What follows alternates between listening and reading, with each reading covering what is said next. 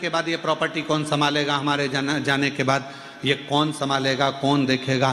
तो हर जब तुम संत बन गए, साधु बन गए, तपस्वी बन गए, सन्यासी बन गए, तो फिर उत्तराधिकारी क्यों क्यों? जब तुम आए संसार में तो तुमको ही नहीं मालूम था कि तुमने क्या बनाया है। साथ किसने दिया? उस परमात्मा। तो फिर वो उत्तराधिकारी भी वही ढूंढेगा। एक दिन ऐसा आएगा कि किसी ना किसी को लाकर फिर बिठा देगा जो उसके अधिकारी होगा, जो उस जगह का अधिकारी हो, जो परमात्मा को जानता हो, समझता हो, साधता हो, परमात्मा की भक्ति में जो डूबा रहे, धन में नहीं, वैभव में नहीं, संपदाओं में नहीं, जो परमात्मा की भक्ति में डूबा।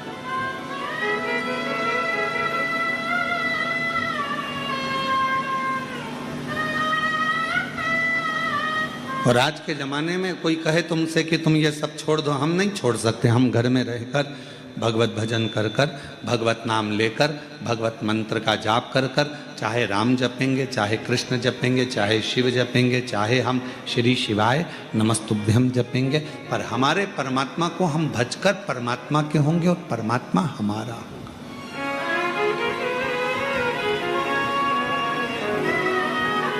हम परमात्मा। और भोलेनाथ दया करना, मैं तेरे भरोसे हूँ, मेरे बाबा दया करना, मैं तेरे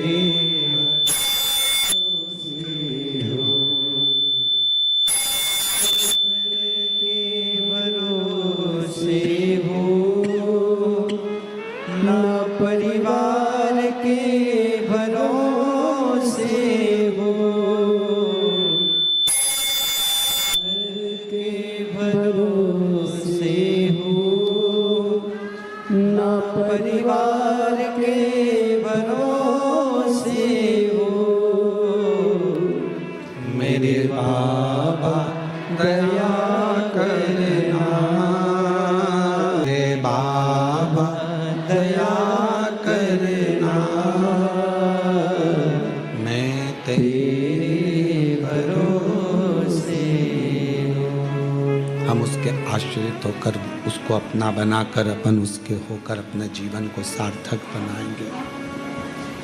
भगवान को साथ अपनी मानव की देह, अपना मानव का शरीर, अपना मनुष्य की देह श्रेष्ठ बनाए। मानव का शरीर श्रेष्ठ बनाए। जो मिला है बड़ी मुश्किल से तो हो सकता है कि हमें भेजा उसने अपने भजन के लिए और हम लग गए अपने काम में।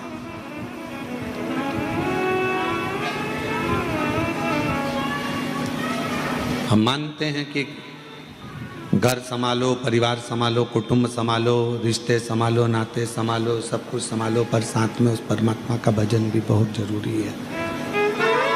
उस परमात्मा का स्मरण भी बहुत जरूरी है।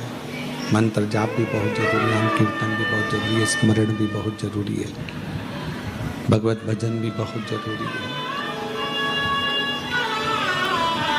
थोड़ा सा, ज़्यादा नहीं, बस थोड़ा सा भजन, थोड़ा सा स्मरण, थोड़ी सी भक्ति, थोड़ा सा नाम जाप, थोड़ा सा कीर्तन बहुत जरूरी। कभी इस व्यासपीठ ने यह नहीं कहा कि 24 घंटे आप भगवान के मंदिर में बैठो। इस व्यासपीठ ने कभी यह नहीं कहा कि तुम 2-4 घंटे भगवान के मंदिर में जाकर बैठो। इस व्यासपीठ ने केवल इतना कहा कि 1 लोटा जल सारी समस्या का हल। लोटे में जब तक जल रहे उतनी देर मंदिर में रहो और वापस निकल लो। बहुत है। झाड़ू लगाया, पोछा लगाया, हाथ धोए, बाबा को जल चढ़ाया, पूजन करी, उतनी देर बाद फिर अपने घर की और अपने गंतव्य की और अपनी ओर, अपने घर की ओर चल दो। फिर अपने को नहीं रखना, फिर अपने को नहीं रखना। जितनी देर बस भगवान की भक्ति मंदिर में रही, बाकी के समय पर अपने अपने घरों में चल दीजिए। चल दो फिर अपन। ये व्यासपीठ कमी नहीं बोली, शंभो शंभो, ये व्यासपीठ कभी नहीं बोली कि आप 2 घंटा, 4 घंटा, 6 घंटा, 8 घंटा, 10 घंटा मंदिर में दो। आप तो उतना दो जितना आपका दिल करे, बहुत।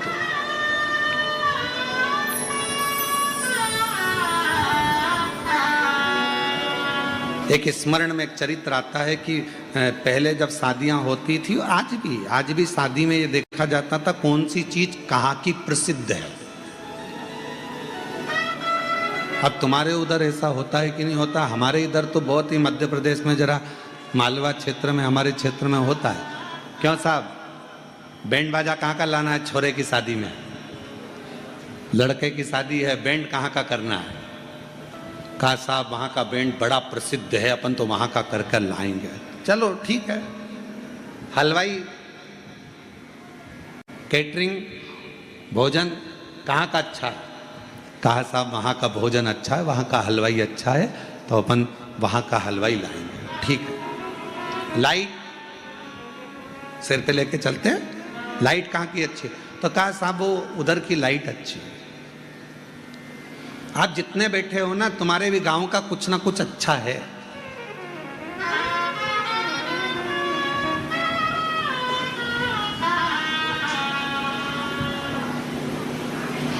साहब छोरे की शादी करना है, फिर तो क्या साहब छोरे के लिए कपड़े? तो कहा वो वहां पर बहुत अच्छे कपड़े बनते हैं, बहुत जोरदार दर्जी है और दूल्हे के कपड़े अच्छे बनाता है। ठीक है।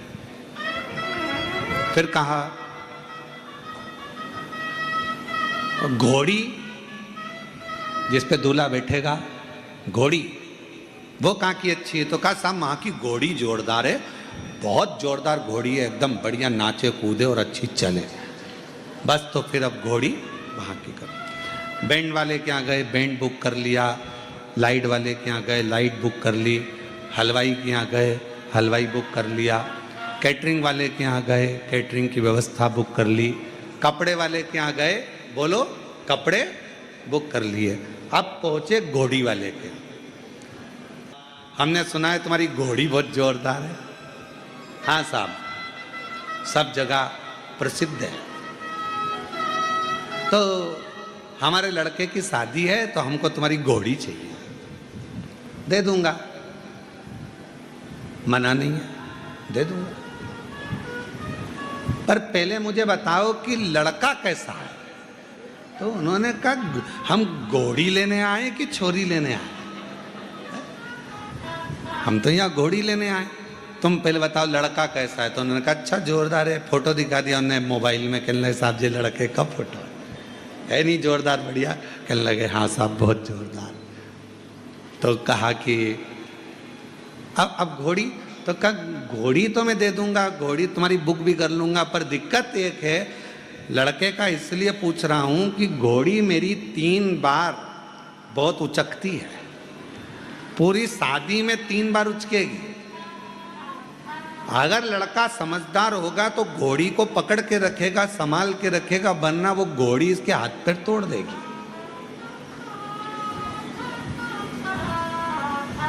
पूरा शरीर उस घोड़ी बेकार कर देगी, अभी याद रख लेना। तो दूसरे ने कहा नहीं साहब मेरे लड़के की शादी में तो ऐसी घोड़ी नहीं करूं जो हाथ पैर तोड़ दे। फिर दूसरे ने कहा अरे अपना अपना गांव में 4 चांद लगेगा, ऐसी घोड़ी आएगी। तो कहा ठीक है, तो तुम्हारी घोड़ी बुक कितना में? तो के 50,000 रुपये में घोड़ी बुक करी। ठीक है। अब उसने जाते जाते कह दिया अपने लड़के को समझा देना घोड़ी 3 बार उचकेगी। संभल गया तो हाथ पैर नहीं टूटेगा, संभल गया तो शरीर बेकार नहीं होगा, वरना फिर वो पलंग पे पड़ा रहेगा। अब लड़के का बाप सबसे पहले घर गया और घर पे जाकर अपने लड़के को बुलाया, बेटा हम तेरा सूट पसंद करिया है, बैंड पसंद करिया है, कैटरिंग, हलवाई, भोजन, कार्यमंगल सब पसंद कर लिया, पर बेटा घोड़ी पसंद करी, पर वो घोड़ी 3 बार उचकेगी। लड़का बोला, पिताजी काहे चिंता करते हो, मैं हूं तो सरी, संभाल लूंगा।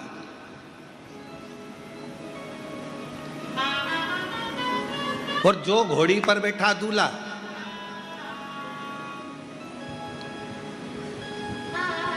अब ये इंतजार कर रहा था कि कब उचके, और घोड़ी भी समझदार थी, हर कहीं थोड़ी ना उचक जाऊंगी। घोड़ी ने देखा कोई ने कुर्सी लगाई, दूल्हे को माला पहनाने के लिए खड़ा हुआ, इतनी देर में घोड़ी उचक गई। जो उचकी तो इसको मालूम था उचकी है, तो पकड़ लिया चमक, पर वो कुर्सी वाला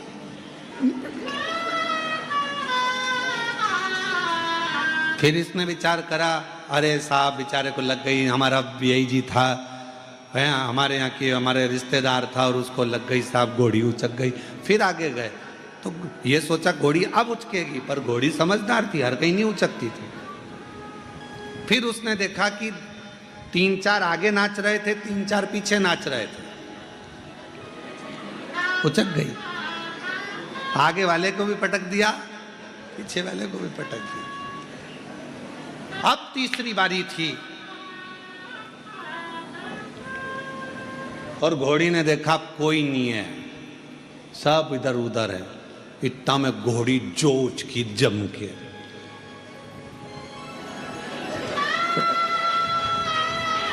पटका तो पटका, जो पांव में थे लगे हुए, जिस पे पांव रखकर बैठा था दूल्हा, वो में पांव फंस गया और घोड़ी आगे और दूल्हा ओंधा बड़ा, सब दूर से घिसा पिटा, शरीर पूरा, हाथ पैर सब टूट गए।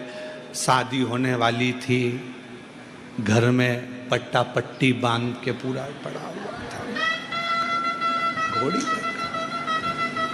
तो ये शादी की घोड़ी की कथा नहीं है, ये अपनी कथा है। बचपन, जवानी और अधेड़ी उचकेगी, काम, आसक्ति, तृष्णा, लोभ, वासना, अहंकार आएगा। अगर इन तीनों में संभल गए तो तुम्हारा बुढ़ापा सुधर जाएगा, नहीं तो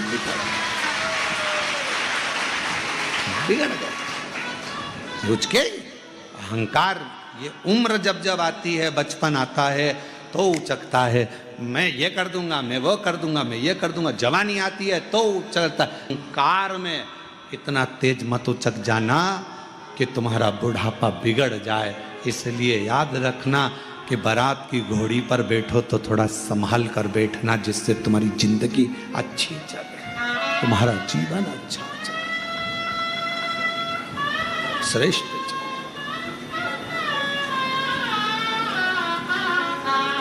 हम भटक रहे हैं। अगर कथा में आने के बाद भी हमारा मन उचक जाए, भगवान की शरणागति में पहुंचने के बाद भी हमारा मन उचक जाए,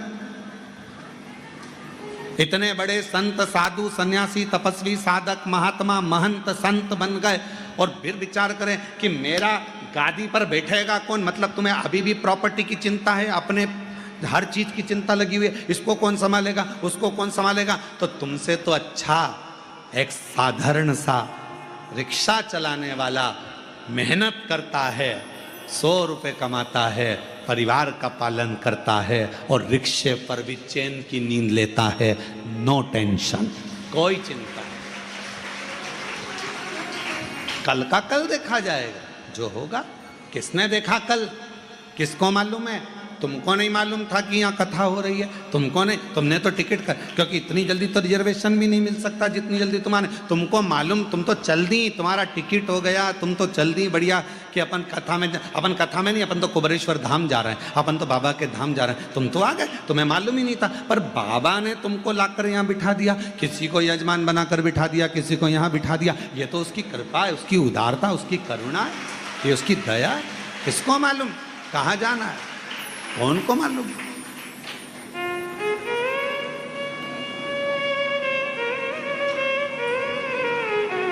हम अहंकार में, काम में, आसक्ति में, लोभ में, तृष्णा में, वासना में, हर एक में हम बहुत उचकेंगे, बहुत उचकेंगे। पर संभलना आपको और हमको है, साधना आपको और हमको है।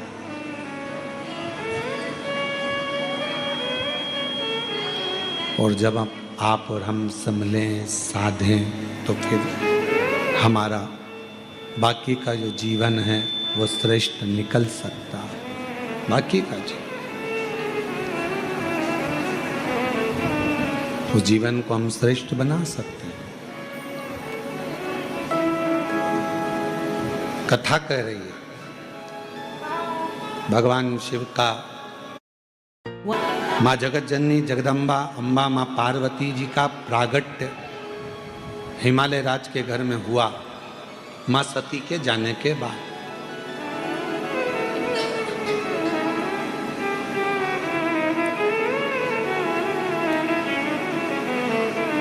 सती माँ चली गई, शरीर छूट गया, और शरीर छूटने के बाद माँ सती पहले तो एक कोयल का जन्म लेती हैं, फिर एक माँ पार्वती का जन्म लेती हैं।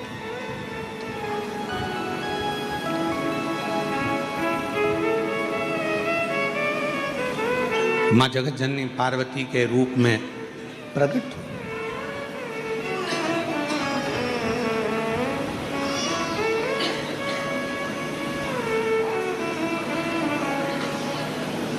एक व्यक्ति ने एक प्रश्न किया कि गुरुजी,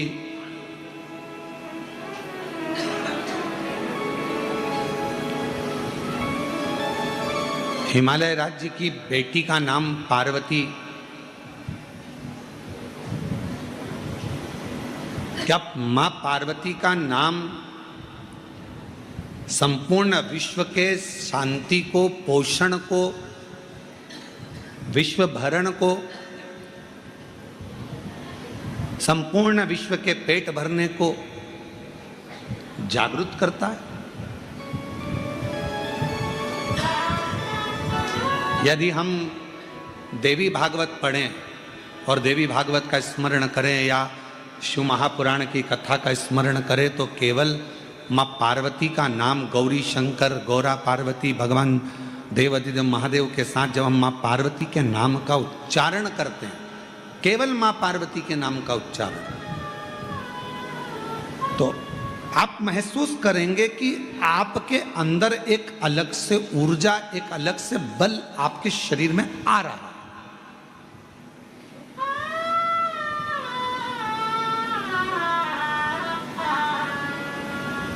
कभी कभी डॉक्टर साहब ग्लूकोज की बोतल चढ़ा देते हैं। बोलो चढ़ाते कि नहीं चढ़ाते? अरे बोलो तो जम के। डॉक्टर साहब बोतल चढ़ाते हैं तो बोतल चढ़ाते हैं तो लोग पूछते हैं क्यों साहब हम खाएं क्या? तो फिर थोड़ी देर बाद किसी ने कहा क्यों साहब ये मरीज को हम क्या खाने को दें? तो फिर डॉक्टर ने कहा देखो प्राण मत खाओ, चुप रहो, शांति रखो। बोतल चढ़ रही है ना, इसमें सब है।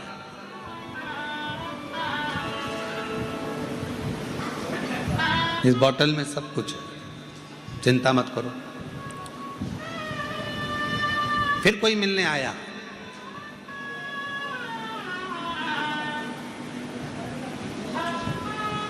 क्यों डॉक्टर साहब 6 घंटा हो गया इन्हें पड़ा पड़ा, कुछ तो खाने का देना चाहिए ना? डॉक्टर साहब बोले तू खा ले, पर इसको हम बोले ना ये पानी जो बोतल चढ़ रही है इससे सब कुछ मिल रहा है, सब कुछ।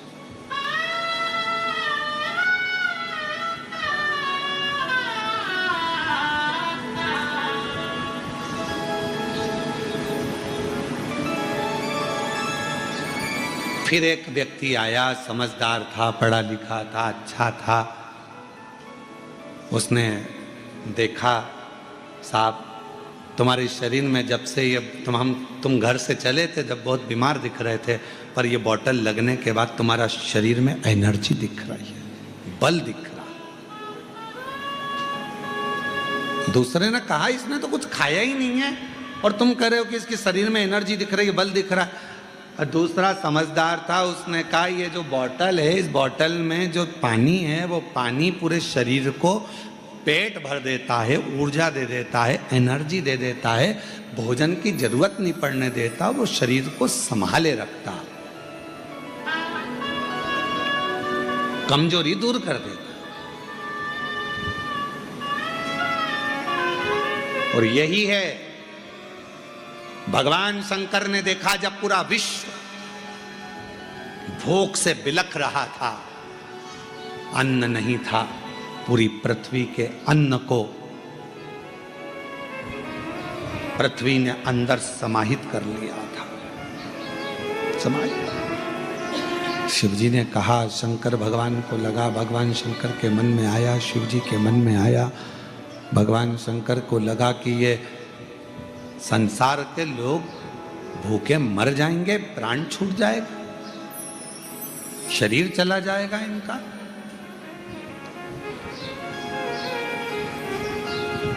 कौन इनको जपेगा, क्या होगा? तब भगवान देवाधिदेव महादेव ने अपने डमरू का नाद किया और डमरू का नाद कर कर उस नाद में से एक शब्द प्रकट हुआ। वो शब्द गर्जना कर दिया कि तुम्हारी जो अर्धांगिनी है पार्वती, अगर संसार के लोग केवल मां पार्वती का स्मरण करेंगे तो उनको कुछ भी, अगर भोजन को भी ना मिले तो उनके शरीर में ऊर्जा बनी रहेगी, उनका प्राण नहीं छूटेगा।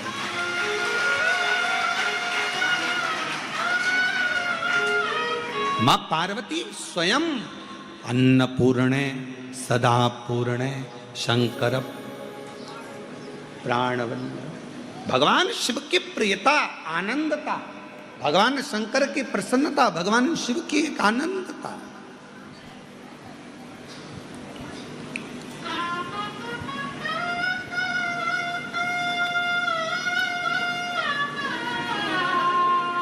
यदि मेरे भगवान शंकर के पूरे शरीर के अंदर पूरा विश्व समाया हुआ है, मेरे देवाधिदेव महादेव के पूरे शरीर में अगर भगवान शंकर के पूरे शरीर में यह पूरा विश्व समाया हुआ है, जलचर थलचर वायुचर सब शिव के शरीर में है, तो मेरी जगत जननी पार्वती मैया का केवल नाम उच्चारण उस शरीर में जितना विश्व समाया है सबका भरण पोषण करने का बल मेरी माँ जगत जननी जगदम्बा पार्वती जी रखती। पार्वती का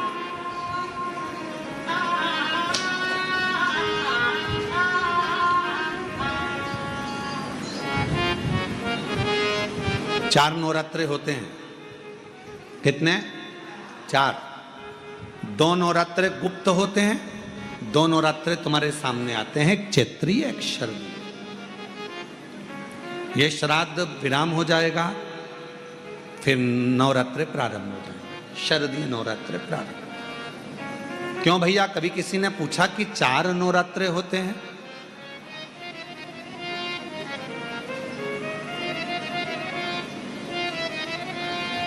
अब जब 4 नवरात्रे होते हैं तो क्या पितृपक्ष एक ही होगा?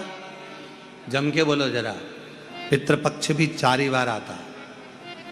हम उसको 3 बार जान नहीं पाते, पर चौथे बार में हम शरदी आने से पहले उसका स्मरण करते, हम उसका स्मरण करते।